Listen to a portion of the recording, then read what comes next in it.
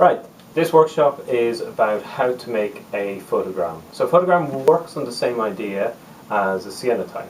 You have got a piece of paper, which in your cyanotypes was what you made, and this is going to be photographic paper, and this is light sensitive, but it works on it, produces black and white images.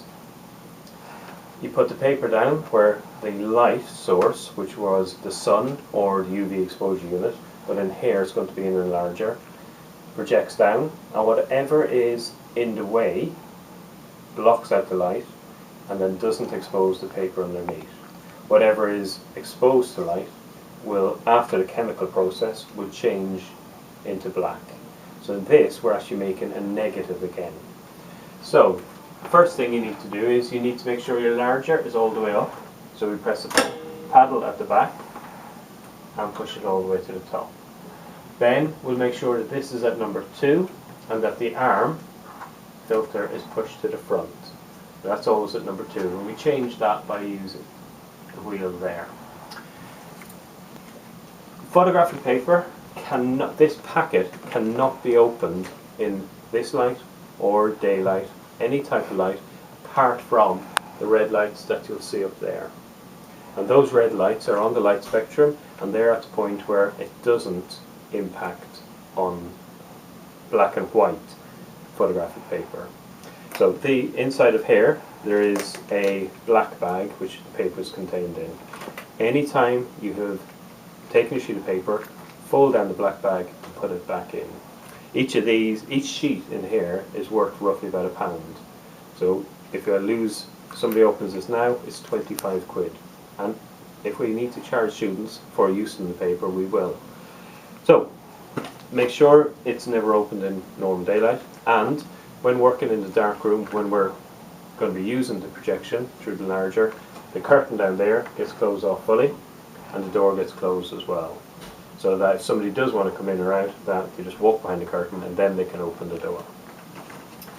How do we set it up? So we've already done the arm here, we've done the filter at grade 2, we've pressed the paddle to push it all the way to the top. On here we've got an aperture wheel, and it goes from 12 to 4.5. We'll talk more about apertures when we're using cameras, but you need to set that to 4.5. That's the most amount of light that is coming through, down and being projected. The timer works simply on the basis of seconds. I'm going to take these off. Works simply on the basis of seconds, or you can go to 10 to the second by going the whole way down. So we have a decimal point in there, so this is 5 seconds. The brightness only has to do with the display. We're doing test strips, so it's going to be 5 seconds for test strips. You can focus, which means continuously send the light down without any timer, and that will basically send the light through on a continuous basis. You press focus again. We use that more for when we're developing 35mm photographs. And then run sets off the timer and projects it down for 5 seconds. You can set this up without the without the safe lights on and the white light off. You also need to adjust this so that it fills your working panel down here. That you'll need to do with your focus button on and with the wheel up. So if we just look at the projection area now, it might come up in the video. By adjusting this wheel, we can adjust the white light coming down. Not too sure if it comes in the video, but now we just make sure that it fills up the area. So it goes all the way around. And then we press the focus wheel to switch it off. So what we're going to do is we're going to do a test strip to find out what is a correct exposure. How long do I need to leave this on for until what we're pretending is a light sensitive piece of paper. So from this point on, imagine that the lights are switched off. We can't video in it because it's too dark, but we'll have the red safety light. The lights are off, red lights on, doors closed, curtains closed. I'll open this up and take out my sheet of photographic paper. I'll only, for a test strip, just do a strip of it. And what I'll do is, with a black card or brown card, I'll block it, I'll put my finger on it and block it off. So I'm going to expose this for 5 seconds, and I'll press my enlarger from our timer and press run. So this is exposing for 5 seconds. Again, this is done in safety light. Keeping the sheet still, I'll move that, and I'll press again for another 5 seconds. The shiny, or the kind of waxy side of the paper should be facing up. Again, move for another 5 seconds. And what you'll end up with is, now this has been exposed for 15 seconds, this area was exposed for 10 seconds, and this is 5. Now we move it down further. So this is increased to 20, 15 and so forth. So when we develop this, it's going to increase the darkness, and we will decide the shading when it gets to the first point of black. So 5 seconds, 10 seconds, 15, maybe 20, it'll just have turned black, and that's what we want to set our timer to. The process for developing, when this is filled with chemicals, it is dip it into the chemicals, glossy side up, and then you can see what's happening. And you can use, for the moment we haven't got any tongs, but you can use these, or you can use gloves, and you will dip in, and this will begin to change, and you'll end up with a shading or a gradient scale. Let it drip, that the chemicals, as much of it falls off, so it's developed. Then it washes into water with a little bit of fix. Leave it in there, a little bit of movement helps, and use a different colour peg for that, because you don't want to be dipping in between the chemistry and then going back. Then you'll use your peg to take it out. So it's about, they were between a minute to 2 minutes in there. You'll know when it stops developing. It's only about 30 seconds in here. And then you need to leave it in the fix for about 5 minutes, and that stops all of the chemicals. Once that is done, you'll then come down and get a tray.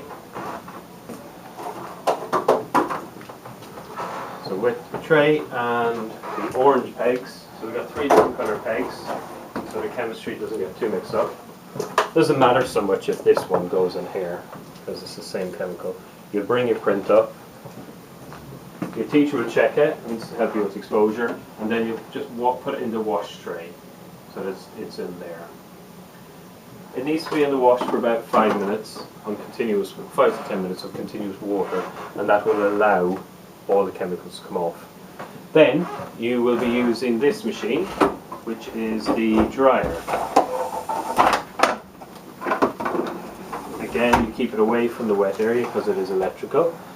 The timer, you will put it roughly about 2 o'clock, not the timer, sorry, the heat temperature, roughly about 2 o'clock, so before max. Then you'll put on the thickness, leave it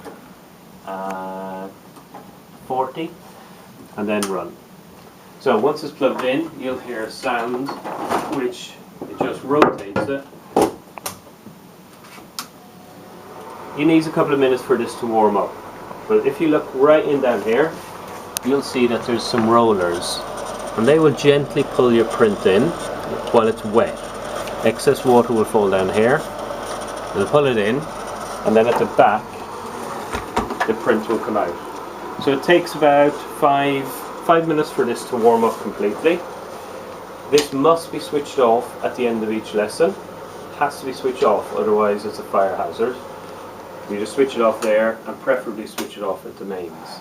And that will leave you with your test print. So that can stay on during the lesson. You can then, once you've got your exposure time, you'll go over, and then you'll get a full sheet of your paper, not one that I've just ripped, pretending that this is a sheet of paper which comes from the photographic packet, only in the safe light conditions again. You'll take that out and you'll put it down. Now it's up to you. Are you going to, I'd like you to do some with nature and foliage, just like you did with cyanotypes, but this time use the glass, pop it down, do your exposure, and then develop, stop and fix. And you can use your transparency acetates, so the tracing papers that you did. And if you put those down, it'll then make a positive image on photographic paper for you. It's really important that you remember, first of all, to all the way up, that your wheel is in position, that in the safe light it fills that area. When you've pressed the focus button, which lets the light shine down continuously, that you've set your aperture to 4.5, that means the maximum light comes out. This filter, just so you know, should be away. We'll talk about that in our 35mm lesson.